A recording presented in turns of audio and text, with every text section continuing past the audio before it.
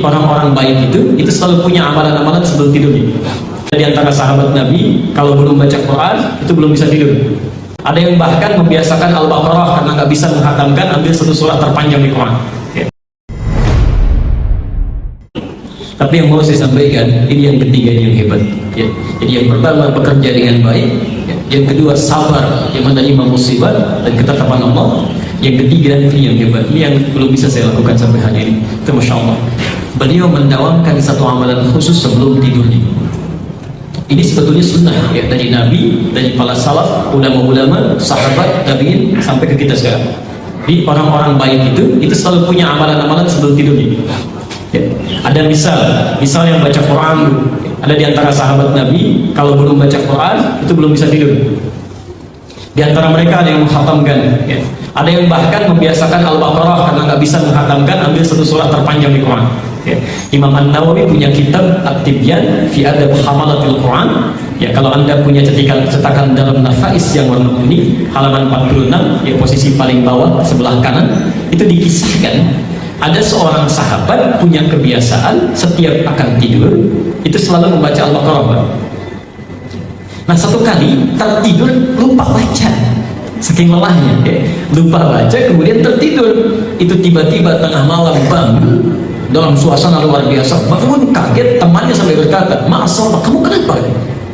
"Wallahi laqad nadahat lil Baqarah." Saya mimpi saya diseruduk Al-Baqarah, seruduk sapi. Sampai Al-Baqarahnya lekat dalam jiwanya, sampai diingat, kamu belum baca saya nih. Ada orang-orang yang sebagiannya itu kalau sebelum tidur dia bermohon kepada Allah, kemudian dia berdoa menghilangkan sifat iri hati dan memaafkan kesalahan orang. Sampai besoknya Nabi mengatakan ini ada ahli surga nih. Ahli surga disebut oleh Nabi. Ada di Musnad Abdul Razak nomor hadis 20.559. Itu kata Nabi sedang seperti ini. Kata Nabi, "Sayattu 'alaikumul ana rajulun min hadzal fajr rajulun min ahli jannah." Akan nampak pada kita sekarang seorang lelaki dari kalangan ahli surga sekarang di pintu yang ini. Fa idza rajulun min ansarin, ternyata yang tampak seorang lelaki Ansar. Tantotifu lihyatu bil atharil wudu, jenggotnya masih basah dengan air wudunya.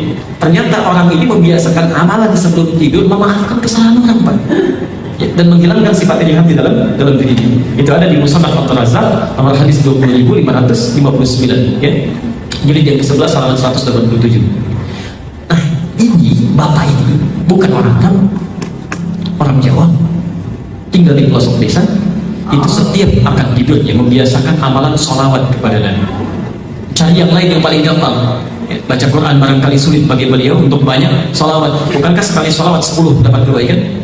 10. Man shalla alayya salatan wahidah, kata Nabi, siapa yang bersolawat kepada saya 1 kali, sallallahu alaihi wasallam, Allah akan balas kepada dia dengan 10 kebaikan. Masya Allah, itu tidak pernah beliau tertidur kecuali lisannya sudah lelah bersolawat. Bahkan pernah di YouTube sampai 16.000 kali sebelum tidur. Nah, maksud saya, Bapak Ibu sekalian, kita seringkali lewat makam tuh. Suatu saat kita akan berada di dalamnya.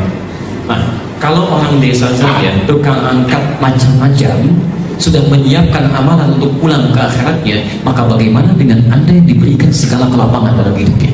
Ingin makan gampang, kerjaannya nyaman, segala dapatkan fasilitas Anda. Kalau semua itu yang telah Allah titipkan pada Anda belum bisa membuat Anda lebih baik untuk pulang ke akhirat, Allah harus titipkan apa lagi supaya kita lebih bisa maksimal dalam hidup? Maka coba dicek, pulang ke rumah, lihat titipan Allah itu apa yang harus dimaksimalkan. Coba cek, maksimalkan, Dan suatu saat kita akan lihat siapa di antara kita yang tersenyum, siapa yang akan menundukkan kepalanya. Pilihan ada pada masing-masing. Karena itu, mari kita niatkan dengan ikhlas, mudah-mudahan pelajaran hari ini mendapat kemudahan dari Allah Subhanahu wa taala dan termasuk bagian dari amal saleh kita.